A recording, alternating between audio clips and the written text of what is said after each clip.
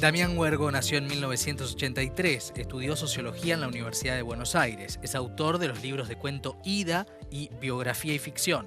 Escribió las novelas Un Verano y su último libro es La Ley Primera. Vamos a compartir un fragmento de La Ley Primera para que ustedes vayan conectándose con la literatura de Damián. La única fecha redondeada con virome azul en el calendario de 1993 pegado en la heladera era el 27 de mayo. Alrededor de la mesa de algarrobo que ocupaba casi toda la cocina, ese día estaban sentados Pulga, Murdoch y Pablo, amigos desde la escuela primaria de Sebastián, mi hermano mayor. En el medio de la mesa, escoltada por tazas de café, había una radio portátil Spica. Era de mi abuela Tita y solo la veíamos a la radio cuando ella la llevaba pegada a la oreja. El resto de las horas la ocultaba debajo de la almohada donde apoyaba la cabeza para dormir o simular que lo estaba haciendo. En las últimas semanas a Tita le habían desaparecido 2 radios. Todos los integrantes de mi familia sospechamos de Sebastián. Después de cumplir los 18, en simultáneo a que mi papá le cortara el cordón umbilical de la mensualidad, en la casa empezaron a desaparecer diferentes objetos de valor. La Ley Primera, Damián Huergo. Bienvenido, Damián. Gracias, Maxi. Gracias por venir.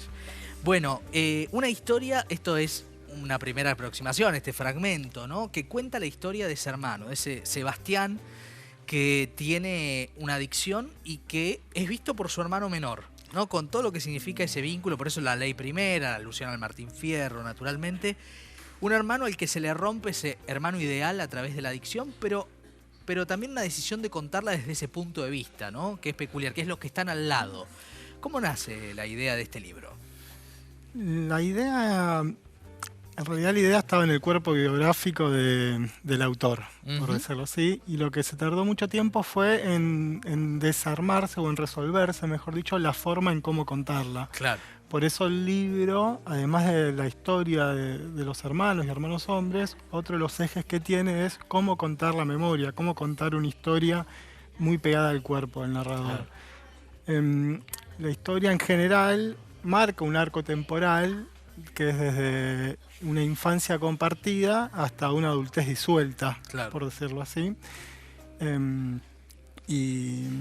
Y arranca con un arco temporal que va desde cuando el hermano mayor era como una especie de rey de la calle hasta que termina siendo el rey del polvo, es decir, o cuando llega al pozo del pozo del pozo. Exacto. Y el punto de vista que vos recién nombrabas, esta cuestión de desde dónde contarlo, tiene un poco con la idea de que la adicción es una cuestión de alguien que no tiene lenguaje, entonces me costaba la idea de hablar por la voz del adicto, entonces claro, necesitaba que sea alguien de su entorno, un satélite, el que pueda ir contando las andanzas del otro. Claro, y además ese punto tan peculiar que es una familia que está condicionada, ¿no? Determinada, en tensión, si querés, ¿no? Por lo que le pasa, y también todo lo no dicho, ¿no? Porque en el libro está mucho lo dicho, pero también está ese monólogo interior y todo lo que no se puede expresar. También incluso para Sebastián, a quien en ningún momento se estigmatiza, simplemente se narra. Sí, hay como dos planos en lo que nombras. Como el primer plano, que no es una novela solo sobre un hijo adicto, sino es una novela en todo caso sobre una familia. Exacto. Impresionada por la adicción de uno de sus integrantes, y en un momento el narrador se cuestiona por qué es él y no claro, el hijo menor, claro, que es como una de las grandes preguntas, incluso son una de las grandes preguntas que nos hacemos todos los hermanos o todos los padres, es por qué 2 hermanos que se criaron en una misma casa, con los mismos padres, fueron a la misma escuela, al mismo barrio, uno sale por la puerta de adelante, otro por la de atrás y otro por la ventana del altillo. Digo, como esas diferencias en torno a las mismas condiciones. Eso por un lado. Y por el otro lado está... no me acordaba la... No, vos estás hablando de 2 perspectivas, ¿no? 2 sí, planos que se están superponiendo, ¿no? Hablás de una familia, hablás de un hermano y hablás también, después en otro momento, en una segunda parte de la novela, bien marcada la diferencia, porque ahí aparece algo mucho más de la crónica, ¿no? Por más que sigue estando ese plano, aparece de alguna manera la cuestión de la internación, ¿no? Sí. ¿No? Del universo del internado y de los familiares en torno al universo del internado, ¿no?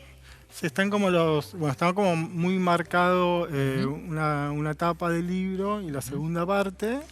La primera etapa tiene mucho de literatura de género, también me gusta decir. Toda la primera parte es como una especie de novela gótica, donde se juega la idea de la casa monstruosa, de un fantasma que la ronda, que vendría a ser la presencia de este hermano adicto que aparece y desaparece. Después hay toda una parte que tiene algo del enigma, del secreto policial, algo que Piglia decía mucho, de esta cuestión de que toda novela plantea un secreto y ese secreto es un significado que se tiene que resolver, que incluso nunca, o quizás nunca se resuelve, pero que por lo menos va motorizando el andar de los personajes. Y toda la segunda parte, la de la granja, ya tiene como un costado más social. Más social, como lo nombras. Y de hecho, tu profesión de sociólogo ahí, ¿no? O tu formación de sociólogo, mejor dicho, quería preguntarte cómo intervino, digo, porque es algo que no parece ser tan sociológico en principio, porque es una historia muy cercana, muy íntima, muy emocional, pero ¿qué te aportó lo sociológico para la escritura? Sí, en todo caso yo pienso que la escritura me llevó a plantear problemas que como autor el sociólogo tenía. Digo, como la escritura no se volvió un campo de fuga, sino al contrario se volvió un campo de batalla. Y el narrador carga con varios dilemas que tiene el sociólogo. Por ejemplo, el sociólogo, mientras da clases sobre la caída de la sociedad disciplinaria, hablando de las instituciones de encierro que ya están en su coda, de golpe encuentra en una institución de encierro, como es una granja de rehabilitación, una esperanza o algo que le da un poco de alivio a ese torbellino familiar que fueron las adicciones. Después, por otro lado, en esta cuestión de poner en contradicción los problemas que tiene el sociólogo, es justamente un libro de autoayuda el que termina armando una comunidad de familia con adictos, etcétera, el que también le termina dando, no respuestas, pero por lo menos ampliando los interrogantes que tiene sobre su vínculo con su hermano. Entonces yo creo que ahí la mirada del sociólogo lo que me ayudó fue a cómo habitar esos espacios que a priori uno quizás tendría como un juicio negativo o un prejuicio negativo según por algunos recorridos que uno ha hecho. Sí, incluso es interesante porque este sociólogo critica a Foucault por las internaciones y por el sistema de manejo y demás, y al mismo tiempo está apelando a esas instituciones, ¿no? Lo cual también plantea que en las situaciones de vulnerabilidad no hay recetas, ¿no? No solo no hay recetas y a la vez es como está como muy en los márgenes de los márgenes, claro, lo que pasa. Y el tabú también. Y en el tabú hay algo como no me quiero poner en el rol del sociólogo, escritor que habla y dice que debería ser el Estado, ni mucho menos, pero digo que hay algo como que con todo lo que cae por afuera de los bordes productivos del capitalismo, como que queda como un desecho. Total. Y si uno no está afectado directamente, es como que uno no ve lo que pasa a los bordes. Y tampoco tiene la obligación de verlo, ¿no? Tampoco pongamos en... Está silenciado, está corrido, claro. Total. Por eso es tan interesante, ¿no? Cuando la ficción, en este caso, nos viene a contar algo que identifica, que ilumina, que muestra y que también emociona, porque también emociona a esa familia ahí a la expectativa y este hermano, ¿no? Que se le rompe la referencia. La ley primera. Un gustazo haberte tenido en el programa, Damián. Muchas gracias, Maxi. Gracias a vos. Bueno, de la narrativa a la poesía, la oferta y el panorama que trae Biblioteca IP siempre es heterogéneo y presentamos ahora al poeta del día de hoy,